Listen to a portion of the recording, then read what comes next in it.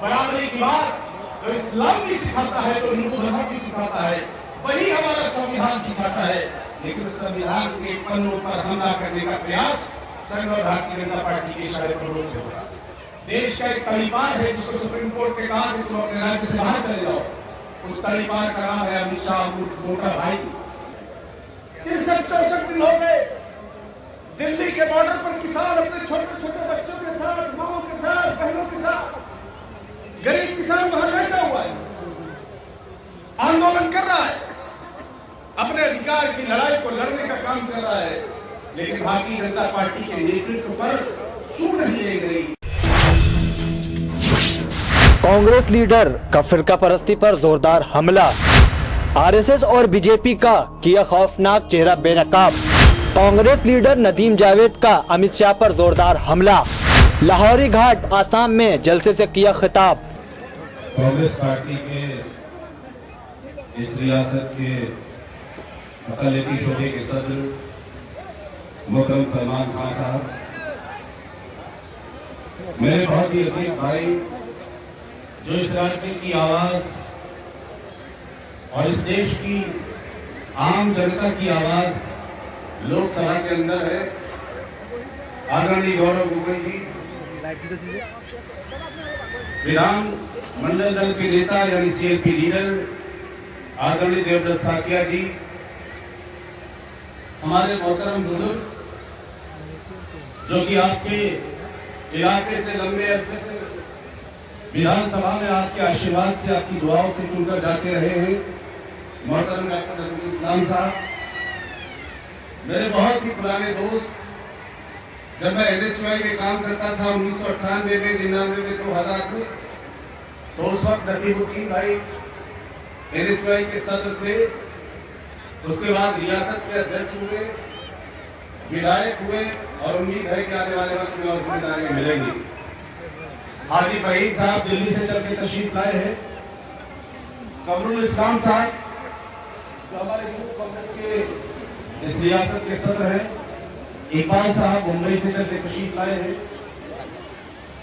युवा कांग्रेस, एनएसयूआई, सेवा दल, महिला कांग्रेस, जिला कांग्रेस कमेटी के सम्मानित पदाधिकारी, माइनॉरिटी डिपार्टमेंट के साथियों, बुजुर्गों, नौजवान दोस्तों, मां और बहनों, मीडिया के मित्रों कहते हुए बड़ा डर लगता है, इसलिए मीडिया के साथियों और बोल के मालिकों को, मुझे असमिया जबान नहीं आती।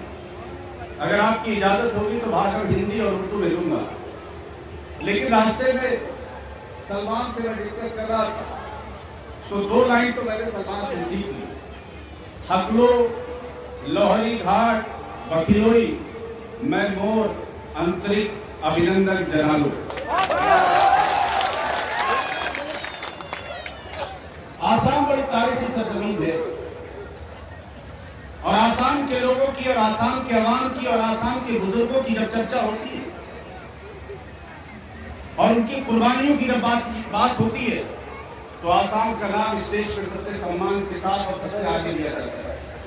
और याद करिए, हिंदुस्तान में जो नंबर 1 पोजीशन है वो सदर जमहूरिया की होती है, वो राष्ट्रपति की होती है। फखरुद्दीन अली अहमद साहब इसी रियासत के रहने वाले थे, हिंदुस्तान के सदर जमहूरिया बने, पूरे हिंदुस्तान के अंदर और दुनिया के अंदर उन्होंने नाम हासिल किया। कहते हैं जो जुबान है, जो भाषा है, जो गाने हैं, जो सॉन्ग है, जो शायरी और अदब है, वो हिंदुस्तान की आवाम को और राज्य की आवाम को ताकत देने का काम करता है। अगर मैं इस मंच से भूपेन हजारिका की बात नहीं करूंगा तो बात अधूरी रह जाएगी। केवल आसाम के नहीं थे, पूरे देश के थे, इसीलिए उनको भारत रत्न मिला था और उनका नाम पूरे सम्मान के साथ लिया जाता है। अगर हम बात करते हैं देवकांत बरुआ की, हम बात करते हैं गोपीनाथ बरदोई की, तो हम बात करुण गोगोई जी की जरूर इसलिए करेंगे कि 2001 से 2016 तक, 2001 से पहले ये राज्य किस हालत में था, लेकिन 2001 से 2016 तक 3 बार लगातार आसाम की आवाम ने उनको लोकसभा में, विधानसभा में चुनकर भेजा और ये कहा, हिंदू हो कि मुसलमान हो, अगला हो कि पिछड़ा हो, अगर नेतृत्व करने की की बात आएगी तो गोगोई साहब आपको नेतृत्व करना है, आपको रियासत चलाना है। 2000 से पहले इस राज्य का क्या हाल था आप याद करिए, लेकिन इस राज्य की तस्वीर को और तकदीर को बदलने का काम अगर किसी ने किया तो स्वर्गीय गोगोई साहब ने किया था। हमें फक्र है, हमारा भाई, हमारा साथी, हमारा मित्र, जिनके साथ हमें काम करने का सौभाग्य श्री राहुल गांधी जी के साथ मिल रहा है, गौरव गोगोई जी लोकसभा के अंदर लगातार आसाम के कमजोर लोगों की, आसाम के दलितों की, आसाम के मुसलमानों की और आसाम के आम लोगों की आवाज को लोकसभा में मजबूती के साथ उठाते हैं। और जब तरुण गोगोई लोकसभा में बोलते हैं तो सिर्फ आसाम की जनता नहीं सुनती है, पूरे देश की जनता सुनती है। मैंने सलमान से कहा था और मैंने तलाश की थी कि ये प्रोग्राम अगर 30 तारीख को हो तो बहुत अच्छा होगा। इसलिए 30 तारीख को अच्छा होगा कि 30 तारीख को महात्मा गांधी की शहादत का दिन है और हम उन्हें उस दिन याद करेंगे। लेकिन 29 को और 30 को पार्लियामेंट शुरू हो रही है। गौरव गोगोई जी को और दूसरे साथियों को आना मुश्किल हो रहा था, इसलिए कहा गया कि गांधी की शहादत से 2 दिन पहले प्रोग्राम करें। सवाल इस बात का है, गांधी को किसने शहीद किया? अभी कल ही बात हो रही है कि नरेंद्र मोदी के लोकसभा क्षेत्र में जिसने गांधी को गोली मारी, नाथुराम गोडसे जो कातिल है महात्मा गांधी का, उसके सम्मान में नरेंद्र मोदी के लोकसभा क्षेत्र बनारस में, उसके बगल से मैं भी आता हूं, बनारस में गोडसे के सम्मान में बहुत बड़ा नाटक हो रहा है, बहुत बड़ा कार्यक्रम हो रहा है। कौन आयोजित कर रहा है? भारतीय जनता पार्टी और राष्ट्रीय स्वयंसेवक संघ के लोग आयोजित कर रहे हैं। आसाम की जनता को तय करना है कि देश गांधी के रास्ते पर चलेगा या देश गोडसे के रास्ते पर चलेगा। जाने वाले विधानसभा के चुनाव में फैसला होगा और उम्मीद करते हैं आने वाले विधानसभा के चुनाव में जो फैसला होगा वो तिरंगे के साथ होगा, गांधी के विचारों के साथ होगा, गांधी के कातिलों के खिलाफ। 26 जनवरी 2 दिन पहले सबने झंडा फहराया, सबने कहा कि राष्ट्र, इस दिन हमें इस देश के अंदर संविधान मिला। लेकिन पिछले 6 सालों से राष्ट्रीय स्तर पर और राज्य के स्तर पर उसी संविधान का जो प्रमुख पन्ना है, उसकी प्रस्तावना है, जिसमें लिखा हुआ है कि समाजवाद होगा, जिसमें लिखा हुआ है समानता होगी, जिसमें लिखा हुआ है धर्मनिरपेक्षता होगी। बाबा साहब भीमराव अंबेडकर के बनाए हुए संविधान के पन्नों पर हमला रोज संघ और भारतीय जनता पार्टी करती है। और संविधान कहता है हिंदू और मुसलमान बराबर होगा, वो संविधान कहता है मर्द और औरत बराबर हो, वो संविधान कहता है गरीब और अमीर बराबर हो, वो संविधान कहता है कि आसाम और उत्तर प्रदेश बराबर होगा, वो संविधान कहता है कि आसाम कर्नाटक बराबर होगा। बराबरी की बात तो इस्लाम भी सिखाता है, तो हिंदू मजहब भी सिखाता है, वही हमारा संविधान सिखाता है। लेकिन उस संविधान के पन्नों पर हमला करने का प्रयास संघ और भारतीय जनता पार्टी के इशारे पर रोज हो रहा है। विधानसभा के ठेकेदार आसाम को सीपी में निशाना बना दिया। ये मुल्क का गद्दार है, ये मुल्क का वफादार, ये फला साहब आ जाइए, मैं सर्टिफिकेट दूंगा भारतीय जनता पार्टी और संघ का हूं कि आप उनके गद्दार हो गए, क्योंकि आपने टोपी लगा रखी है और चेहरे पर दाढ़ी भी है, तो आप उनके वफादार नहीं हो सकते। मैं सिर्फ एक सवाल करना चाहता हूं इस मंच के माध्यम से, और वो सवाल मीडिया के लोगों के जरिए भारतीय जनता पार्टी के लोगों से, अपने नेतृत्व से है। बताइए, आजादी के आंदोलन से लेकर और आज तक भारतीय जनता पार्टी और उसके पहले जनसंघ हुआ करती थी और राष्ट्रीय स्वयंसेवक संघ, क्या रोल है, क्या कीमत है आप? हाँ, आपने महात्मा गांधी को शहीद किया है। हाँ, इस देश को बचाने के लिए इंदिरा गांधी ने कुर्बानी दी है। हाँ, इस देश को बचाने के लिए राजीव गांधी ने कुर्बानी दी है। इस देश को बचाने के लिए और इस देश की गंगा जमुनी तहजीब को बचाने के लिए पंजाब में बीएनसी ने कुर्बानी दी है। और हजारों हजार कांग्रेस के लोगों ने पूरे देश के अंदर, विशेष रूप से आसाम के अंदर, तिरंगे झंडे के सम्मान के लिए अपनी जान को हथेली पर रखकर लड़ाई लड़ने का काम। हमसे राष्ट्रवाद का सर्टिफिकेट मांगते हो, हम और राष्ट्रवाद का सर्टिफिकेट कौन मांगता है? भारत सरकार के गृह मंत्री है। कल सुरजेवाला ने सवाल किया कि इनका इस्तीफा होना चाहिए। मैंने कहा इस्तीफा नहीं होना चाहिए, इनको तो एक नया मंत्रालय दिया जाना चाहिए। वकील बनाए करोगे फिरका परस्ती, रथ यात्रा और फसाद।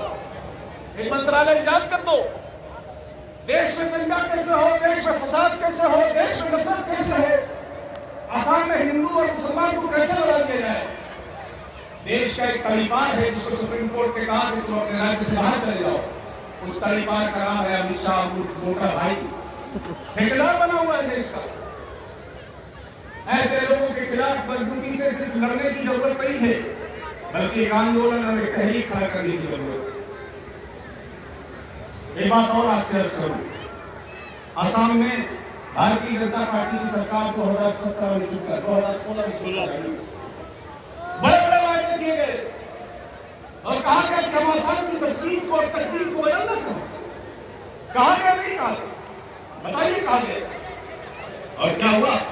476 वायदे किए थे, 476, उसमें से सिर्फ 5 वायदे, सिर्फ 5 वायदे भारतीय जनता पार्टी ने पूरे किए हैं।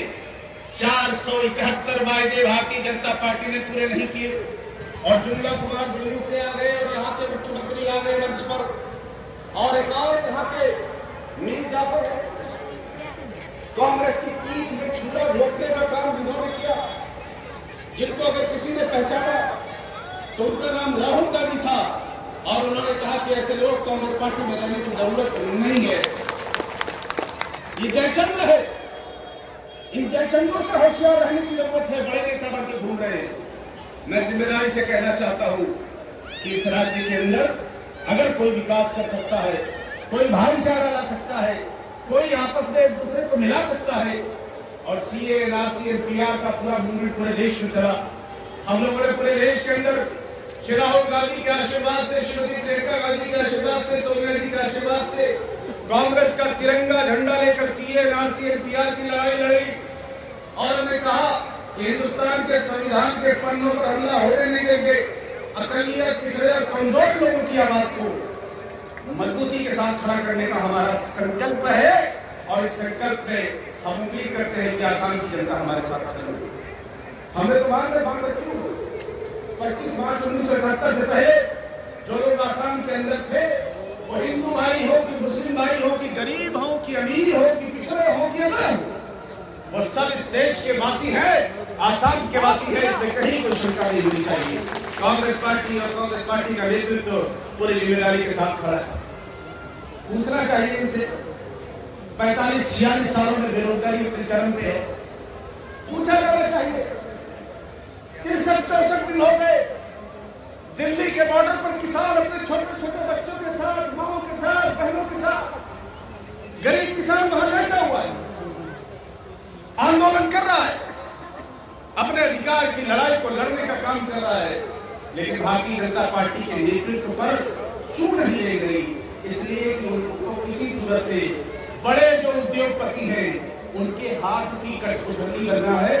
गरीब किसान से कोई लेना देना नहीं, और किसानों पर हमला करने के लिए प्रयास ही हुआ कि जो सनी देओल का प्रतिनिधि है, जो मोदी और अमित शाह के साथ सुबह शाम रहता है, उसके जरिए एक झंडा ले जाकर लाल किले पर फहराने का काम किया था। इसको इस देश का किसान और आम लोग बात करने वाले, इसलिए मैं, चूंकि गौरव भाई बोले पार्लियामेंट जैसा कहा कि पार्लियामेंट की मजबूत आवाज है, हमें भी कोई सवाल कहना होता है, कोई बात कहनी होती है। उत्तर प्रदेश से मैं आता हूँ, या देश की किसी समस्या पे, और खासतौर से मुसलमानों के और कमजोर लोगों के, अल्पसंख्यकों के सवाल पर बात करनी होती है, तो गौरव गोगोई जी से कहता हूँ कि भाई साहब आप लोकसभा के अंदर सवाल कीजिए, और जब ये सवाल करते हैं तो पूरे विपक्ष की जो जुबान होती है वो खामोश हो जाती है, क्योंकि कोई जवाब नहीं। हमारे विधानमंडल के नेता साथी साथी, इनके पिताजी भी मुख्यमंत्री हुआ करते थे, बड़े मशहूर मुख्यमंत्री थे और बहुत विकास के काम किए। लखीमपुर भाई चले, जितेंद्र सिंह जी अलवर के महाराज अपनी शराफत के लिए और अपनी इंसानियत के लिए और इंसानी रिश्तों के लिए जाने जाते। राहुल गांधी ने इस राज्य के अंदर जिम्मेदारी सौंपी है। मैं आप सबसे उम्मीद करता हूं कि केवल इस विधानसभा क्षेत्र में नहीं, नजरुल इस्लाम साहब तो विधायक है, और हम उम्मीद करते हैं कि पार्टी नेतृत्व विश्वास करके उनको काम देगी, और आप तो उनको चुनाव जितवा ही देंगे, उसमें तो दो राय नहीं है। लेकिन केवल एक विधानसभा की बात नहीं है, पूरे जनपद के अंदर और पूरे आसाम के अंदर किस तरह से मजबूती के साथ लड़ाई को खड़ी करके अगर हम भारतीय जनता पार्टी को और उनके संगी विचारों को शिकस्त देते हैं तो पूरे देश के अंदर एक पैगाम जाएगा। आसाम जो पैगाम देगा, जो संदेश देगा, उसी पर पूरा देश चलेगा। उसी से नरेंद्र मोदी की, अमित शाह की, यानी शाह और तानाशाह शाह की सरकार चली गई। मैं आप सबका शुक्रगुजार हूँ। सब लोग अगर समर्थन में है कांग्रेस पार्टी की और संघर्ष के, तो हाथ उठा दे दोनों, माए बहने, आगे पीछे, छोटे बड़े सब हाथ उठा दे। मंच वालों ने भी हाथ उठा दिया, जोरदार ताली अपने लिए बजा दे, अपने संघर्ष के लिए बजा दे, अपनी लड़ाई के लिए बजा दे। इन बातों के साथ मेरा सवाल आपका शुक्रगुजार हूं। छोटे भाई, बहुत बढ़िया आपने कार्यक्रम किया। माइनॉरिटी डिपार्टमेंट को जब मैं अध्यक्ष बना था तो ये हुआ कि नौजवानों के हाथ में आ गया है। राहुल गांधी जी चाहते थे कि नौजवानों के हाथ में अल्पसंख्यक का, खास तौर से मुसलमानों का नेतृत्व जाए। मैं सलमान को यहाँ की जिम्मेदारी श्री राहुल गांधी जी के आशीर्वाद से, CLP लीडर के आशीर्वाद से, गौरव जी के आशीर्वाद से उनको जिम्मेदारी मिली है। मैं आपको हमारे बात की आ जाओ। 5000 मोटरसाइकिल थी, 5000, इतना बड़ा मोटरसाइकिल जो हमने दिल्ली यूनिवर्सिटी में किया था जब चुनाव लड़ा रहे थे शासन का। आ जाओ छोटे भाई, इधर आ जाओ, इनको मैं मुबारकबाद पेश करता हूँ। उन्होंने बहुत जिम्मेदारी के साथ 5000 मोटरसाइकिल और शिमला, नारा, पूरा माहौल, और हमारे यहाँ जिला से भोपाल को इन्होंने बना दिया। तो मैं आपको मुबारकबाद पेश करता हूँ। रहीम भाई, आपका शुक्रगुजार हूँ। खान साहब, आप मुंबई से चल के आए, आपका शुक्रगुजार हूँ। और खास तौर से नजरुल साहब, आपकी मोहब्बतों को और आपके जज्बे को इस बात के लिए सलाम करता हूँ कि उम्र बढ़ने से जज्बात कमजोर नहीं हो जाते। उनकी दुआएं और आशीर्वाद अगर हमें मिलता रहेगा तो निश्चित रूप से हम कामयाब होंगे। इन्हीं बातों के साथ और इस शेर के साथ बात को खत्म करता हूँ। तो सिर्फ 2 शेर एक रकीब भाई के लिए शेर सुनाता हूँ और एक आपके लिए सुनाता हूँ। सिर्फ खंजर ही नहीं, खंजर समझते बहुत अभिमान का हो, सिर्फ खंजर ही नहीं, आंखों में पानी चाहिए। सिर्फ खंजर ही नहीं, आंखों में पानी चाहिए। ए खुदा, दुश्मन भी हमको खानदानी चाहिए। सिर्फ खंजर ही नहीं, आंखों में पानी चाहिए। ए खुदा, दुश्मन भी हमको खानदानी चाहिए। तुम रखो ये पीले मुफलर और खाकी चड्डियां, RSS की तरफ इशारा है। तुम रखो ये पीले मफलर और खाकी चड्डियां, हम पुराने हैं, हमें पगड़ी पुरानी चाहिए। और आपके हवाले से नकीब भाई, आपके हवाले से, वैसे रकीब के माने छौर होते हैं उर्दू में, वो नहीं, तो दूसरा सुनाता हूँ कि वफाओं से नहीं जाता हमें दामन चुरा लेना। वफाओं से नहीं जाता हमें दामन चुरा लेना। तुम ही पर जान दे देंगे, कभी तुम आसमान है।